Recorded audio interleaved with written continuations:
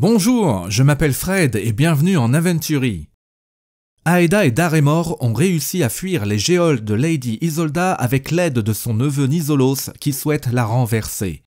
Il leur faut trouver auprès des pirates orques la preuve qu'elle les emploie secrètement dans le but de renforcer son pouvoir autoritaire et sécuritaire.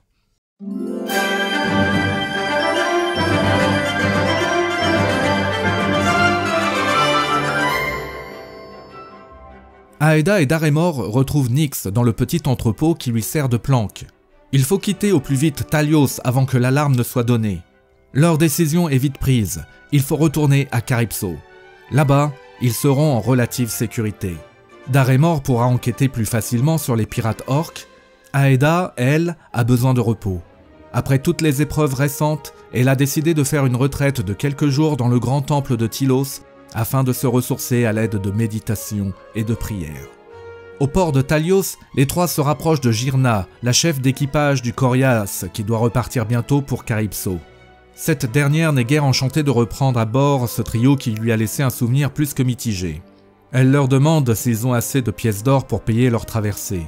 Ce n'est malheureusement pas le cas, aussi les trois doivent trouver une autre embarcation. Leur attention se porte sur un voilier tenu par deux pêcheuses, une mère et sa fille. En cette saison très fructueuse en poissons, c'est une aubaine pour les deux femmes d'avoir la proposition d'Aeda et de Nyx de leur prêter main forte, et ce contre aucun salaire. Elles sont d'accord pour les débarquer à Carypso, et le départ est donné. Le périple dure 4 jours avec plusieurs escales, mais il est sans encombre. Aeda, Nyx et Darémor profitent de la traversée pour se revigorer un peu. Alors qu'ils arrivent au port de Carypso, leur attention est attirée par un brick militaire qui accoste et d'où sortent plusieurs villageois choqués et en pleurs. Le trio s'approche d'eux.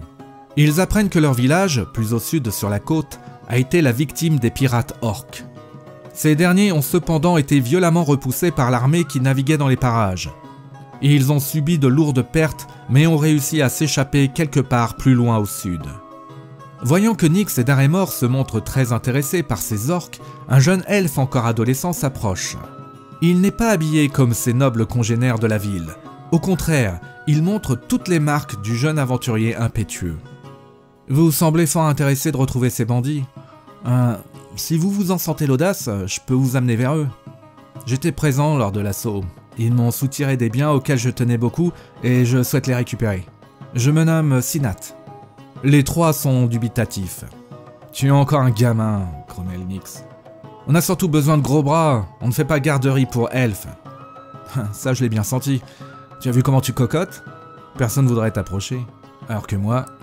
Nyx a à peine vu la main du jeune elfe se poser sur un de ses bandages alors qu'il prononce « Balsamon ». Elle sent un profond bien-être traverser son corps.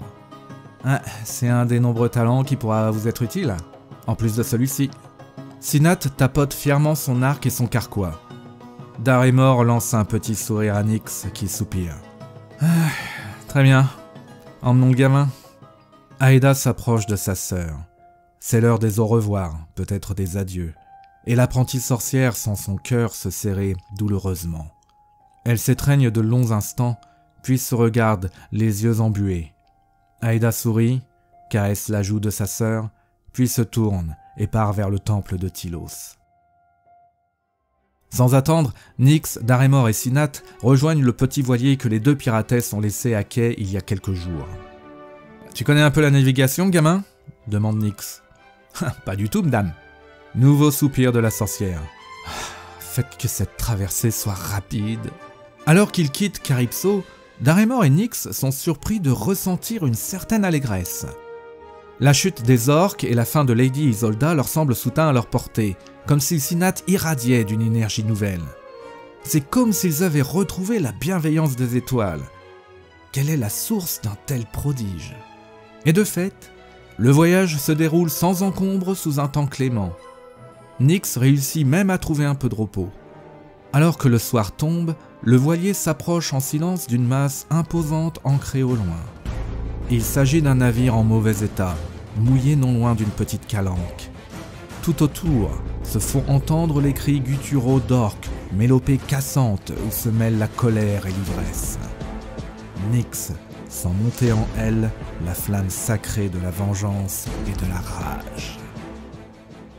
Nous accueillons donc Sinath, alias le prodige de Fertilia, jeune elfe de niveau 2, nouveau compagnon de route de ce solo de l'œil noir. Et c'est la fin de cet épisode, n'hésitez pas à vous abonner, partager, liker, et à très bientôt.